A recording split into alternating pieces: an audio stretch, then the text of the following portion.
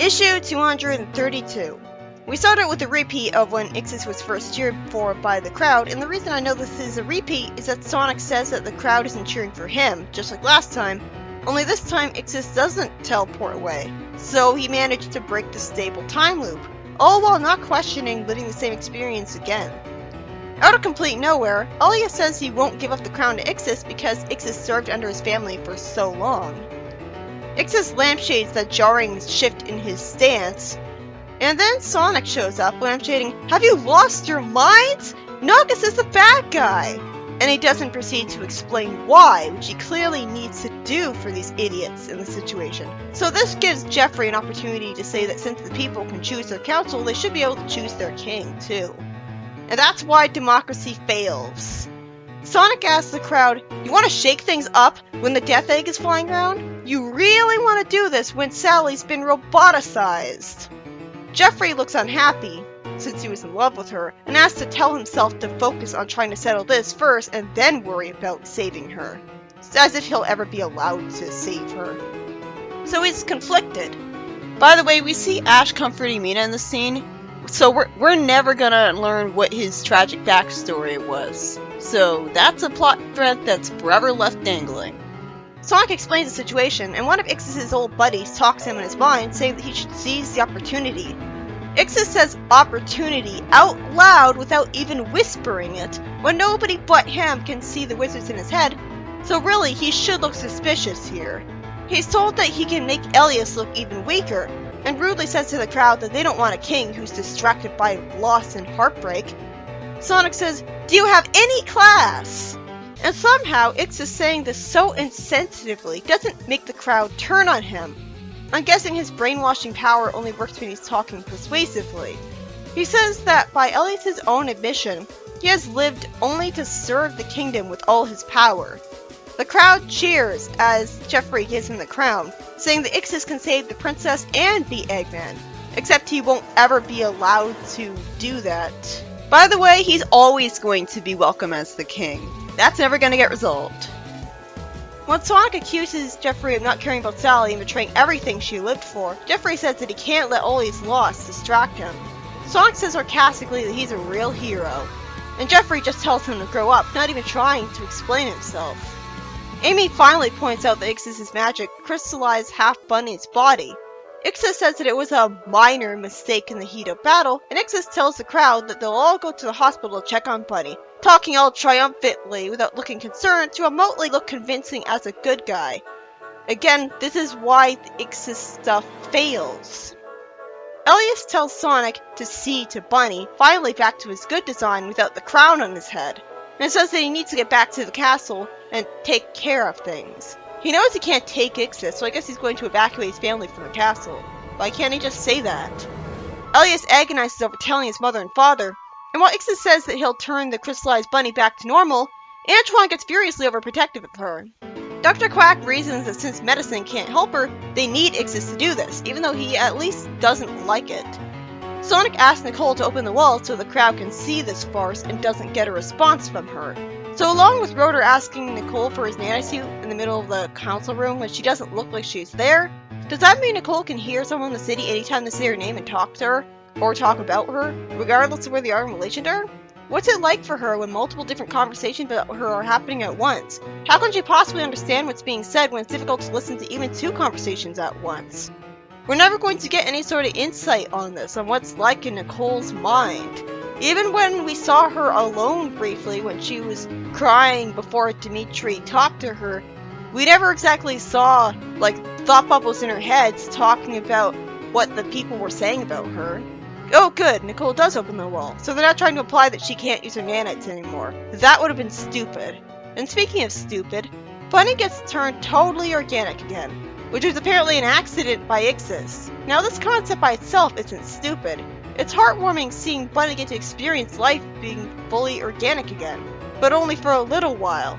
The problem is that this is basically killing her off, just like with Sally, because it robbed her of her only usefulness. We're never gonna see her get her cyborg parts back. Ever. Even though that would be like one panel. Even though Rotor Tails should be able to make some for her. And in fact, didn't Nate do that when her original cyborg parts desynced with her nervous system? Instead, she's arbitrarily going to stay this way the rest of the comic and be unhappy about being useless, when a solution could easily be thought up in 2 seconds. I mean, name one time she was useful without using her cyborg parts. That wasn't the time she randomly got an antidote for poison sumac itchiness. Exactly. I knew this was going to happen ahead of time, but I didn't think it would be that fast. I thought we'd get to keep Bunny as we know her around for a little while after losing Sally. Instead, both of the girls that aren't game characters are basically dead. Ixis gets confused about how he made a mistake in the spell despite being a very experienced wizard. And Jeffrey says quietly, "You meant to do that. Totally intentional." This causes Ixis to take advantage of Bunny's tears of joy, saying that he's rewarding her, even though he clearly had a confused expression earlier that I guess the crowd didn't see. Maybe what happened was that one of the wizards in his mind took control of him and made the spell turn organic because he knew that he would be able to take advantage of that as a PR thing, and because making Bunny useless would be like, well, I hate the freedom fighters, so you aren't going to be useful anymore. It's like that. But that's never explained. Sonic appreciates that Bunny got something good out of it, never mind that Eggman's still around. And when he's asked for a plan to save Sally because he's the new plan thinker apparently, he tells his friends to fill in the council and everyone else about Sally, while he'll do the rescue plan, which he doesn't tell anyone about. He runs off before it can be pointed out to them that he was the only other one on Death Egg and they don't know the details. Sonic races to Freedom HQ and tells Nicole to patch him through to Angel Island because he needs to see Knuckles. And he reminds her that the city needs to be patched up too. Then there's a sad moment, as Nicole talks to Sonic from the computer just by using emotionless text, which gives off a feeling of her being slightly traumatized as she tries to act motionless and numb about how she was there when Sally sacrificed herself. Why is there the ping pong bar on her screen all the time? What's that for? Sonic looks sad, and says that he needs to get in touch with Knuckles to get Sally back, and orders her to tell him to open a warp ring to Freedom HQ. Nicole doesn't respond, and just opens the warp ring as Sonic continues to look sympathetic about her hiding behind text, and says that they'll talk later, which they never do. It's really sweet to see Sonic all sympathetic at someone sad and saying they'll talk about it later, when normally he's not the type to be patient and stay still at all. Julie says Sonic's here and asks if she's done playing operator now. Knuckles thanks her, calling her Sue as a nickname, which I think is the only time he does that. And Knuckles says that Mighty and Ray took a warp ring and is nice enough to send them letters through it. And Sonic just steps through the spare, so they might not even have another warp ring. We see text saying that Sonic was explaining everything to Knuckles, but then Knuckles still blames Sonic for what happened to Sally. Never mind the fact that Sally had no choice but to do that to stop the Death Egg from firing since she had such a stupid plan, and she ran off on her own while Sonic was busy with robots. No, just blame Sonic, you jerk! Knuckles asks why he wasn't told about the Death Egg, and Sonic says that he would see it coming, since he was on Angel Island after all. Julie tries to get Knuckles to calm down, at least she's not as hot-headed as he is, and when Sonic asks for a warp ring to save Sally, Knuckles says, "No way, that's a bad idea." Sonic is absolutely flabbergasted at that kind of response, but at least Knuckles tries to justify it, showing intelligence that he never has anymore. He says that 1, Sonic has to know exactly where he's going to use it. Wait, what? Why? He'd always know where he's going to use it because he always knows where he is. Or I guess what that means is he knows what something that, or I guess what the text is trying to say is that you have to be able to imagine clearly the location before you can warp to it, but Sonic has been in the Death Egg, so he would be able to do that, you idiot. Knuckles says that if Eggman hid a whole Death Egg from him, who knows what else he's got hidden in there for him. He's been in the Death Egg before, so I think he's out of surprises. And if Sonic bungled this, Eggman could get the warp ring and use it against the heroes to disastrous consequences, even though Sonic could run at the speed of sound, and so if he just does that really fast, couldn't that prevent him from getting the warp ring? Plus he could hide it in his spines. I'm really surprised that none of Knuckles' stupid reasons were, Metal Sally isn't exactly gonna let you take her home. While Sonic could pick her up, she'd try to fight back. That's what he should have said, instead of looking like an idiot. Sonic calls him out that if this was about finding all his ancestors, he'd be all for it. Julie then turns on him, saying that's not so simple. Dimitri had told them about what happened to the Brotherhood, and so they tried to use a warp ring to rescue them, but it failed because the Brotherhood being around wouldn't be enough like the games. Also because even though they knew where to go, it wouldn't transport them for no reason. Finibus must have made it so that the warp ring wouldn't send anyone to where they were to rescue them just in case. Instead of saying that, to clarify, Julie says that Finibus invented them, so he must have some special way of getting them to work between zones. And they haven't thought about holding it towards the Master Emerald, which would be like a super powerful gem. They haven't thought of powering it up with that? Really? You mean the warp ring doesn't naturally transport you to zones? Why not? Julie's point to Knuckles was that even if it had worked, they'd have no idea what dangers were on the other side. Yeah, you didn't know. Even though you grew up in the Twilight Cage, you dolt. Tell him! You'd think she'd be familiar with the Twilight Cage. Why would she assume that it changed? She has no evidence. You'd think the warp ring would be programmed to be more like the Zone Link teleporter that Scourge used to kidnap Antoine. That teleporter shows you what's on the other end of the portal so you know exactly where you're headed. So Boober, who is an alternate rotor, mind you, effortlessly made a more functional teleporter than the Echidnas did, despite having less advanced technology. Although to be fair, he could have stolen some technology from Anti-Knuckles' city. But still, if Boomer can make a better transporter, then so can Rotor. Knuckles says that they have to wait for an opportunity, refusing to give him the warp ring that could have feasibly let Sonic just tie Metal Sally up and come back home with her in seconds to super speed. Because the writer wanted to drag out the Metal Sally arc to ridiculous proportions. I guess that wouldn't be epic enough. I'm gonna keep count of this, because it's gonna happen a lot. Knuckles could have had better reasoning than, I'm scared, it's dangerous, I have no faith in you. He could have mentioned that Sonic doesn't have any rope on him or duct tape to restrain Metal Sally, though he could just find it. So warping her home would just cause her to cause trouble, and they should wait until they have a means of disabling her or dear-bossizing her first, because she could just attack the city if he tried to get her there, and attack him if he tried to get her there in the first place. But no, he doesn't say that at all. So Sonic leaves in a huff. And you'd think that, okay, if it's Knuckles being stupid, well then everyone else around him is also being just as stupid because they're not mentioning the good reasons against this either. That's out of character for Julie. Julie tells Knuckles with her arm around him that she knows his past with Sally, out of nowhere, so she'd be willing to talk with him about all this if he's upset. After her display of compassion, Knuckles orders to contact the others and put the whole island on guard.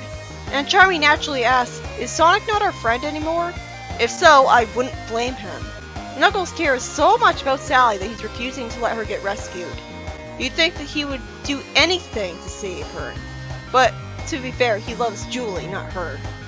When Sonic comes back, Tails says happily that Antoine just got Jeffrey arrested for treason. Considering that Jeffrey's serving under Ixis, who's in charge now, that came out of complete nowhere. Couldn't Jeffrey just shadow meld his way out of any cell? Or Ixis just save him from a cell? Why are they excited about this at all? Snively says that the reserve power is holding, and while the Death Egg lost a lot of energy, they're making up for some of it now that they've launched Titan Metal Sonic. I guess just having the robot around was making the Death Egg use up energy. Huh? How? He says the damage is... The Death Egg combines the Death Egg. He says the damage is largely contained to the roboticizer chamber, but there's wiring issues throughout the Death Egg apparently. So I guess that's what the largely was for. As I expected, Eggman was ignoring Snively's warnings that their Death Egg is barely flying. Eggman says that the Eggmites will handle the repairs. Wait, so that means that he made nanobots too? And it's never referenced again. Also, they'll find the Emerald, and he has a whole network of refueling depots prepared well before he thought of using the Emerald. Snively says that if Eggman's going to distract himself working on just one robot, he'll take full advantage of the situation. He says this out loud, despite being intimidated of him earlier. Somehow this doesn't cause Eggman to get angry and suspicious of him. Eggman says that Sally had exposed the heart of the freedom fighters, and he planned to make the most of that, as he takes a blowtorch to Metal Sally to do some alterations on her. I'd say that this would make her un-roboticizable, but the BAM had no problem with that anyways, so now anything goes. It'd be bullshit if this was a problem for the heroes now. Then we see Bunny angsting to Antoine in fetal position about how, well, she's her again, She misses being a cyborg. She loved soaring through the sky. Now here she is, grounded. Antoine says she just needs some time to adjust, and Bunny says that being a freedom fighter is her life, and it means everything to her. As we see her attacking a SWAT bot with her arm in a flashback. So, she's not always gonna get to be a freedom fighter. Like, eventually, Eggman's gonna get defeated. What's she gonna do then? She naturally asks, what good am I now? Antoine reassures her that he has no special powers, but he still does his part. Barely. He flies a plane, and he has a sword that just started working against robots, and now Eggman has an army of organic beings working for him, so he's not allowed to hit them accurately with it. He has no special powers, and he's practically useless. How is that comforting? Bunny says that she feels so weak and fragile, remembering that she used to summon force fields to protect herself from fire like nothing. Antoine idiotically says that it wasn't the cyborg parts that made her strong, she was strong all along. Right! Everyone knows that she can fly, create force fields, and extend her arms as an organic. What terrible logic. You couldn't have suggested that Rotor could make a force field generator for her? He hugs her heartwarmingly, saying that she'll find a way to contribute. Bunny says, y'all ain't getting rid of me that easily. Yes, we will. And Antoine says forebodingly that as long as they're together, everything will be fine. That's so reassuring to someone who knows what's coming. This issue is by Ian Flynn. It's about Ixis accidentally returning Bunny to being fully organic when he tries to get her uncrystallized, and she stays that way to try to fully appreciate it, I guess, despite briefly angsting about her usefulness being completely robbed of her later in the issue. I would be fine with this change if it was only for a few issues, and then Tails or Rotor made her a cyborg again later, but instead, Flynn drags it out to infinity. Get used to that. Then Knuckles refuses to give Sonic the warp ring that would let him save Sally, but rather than it being because she's still a robot and would just fight back and cause trouble, and doesn't have anything to restrain her or disable her, Knuckles just insists that it's too risky. So, Knuckles just has the stupidest reasoning behind not giving it to him. I guess he doesn't really care about Sally as much as he does because Sonic's willing to do anything to save her. I hope Sonic stopped being friends with him after this. If there's any reason for them to go back to being bitter enemies, it's a betrayal like this. This all happened because Flynn wanted to drag out the Metal Sally nonsense to infinity. This is even worse than when Penders dragged out the Chaos Knuckles arc. Because padding or not, that still got finished. Also, Nicole's naturally heartbroken what happened to Sally, and is hiding behind text saying in a computer, because she doesn't want to look weak by showing her emotions better and crying in front of Sonic. I love Sonic's sympathetic reaction to her here. And Jeffrey gets arrested for treason even though Ixis is the king now, so don't patronize me again, comic. This has to be too good to be true. I knew that when I first read it. Next up, we're going back to Sonic Universe again for Scourge Lockdown, an arc so good that I've even heard game purists praise it, in spite of it not having a single game character in it.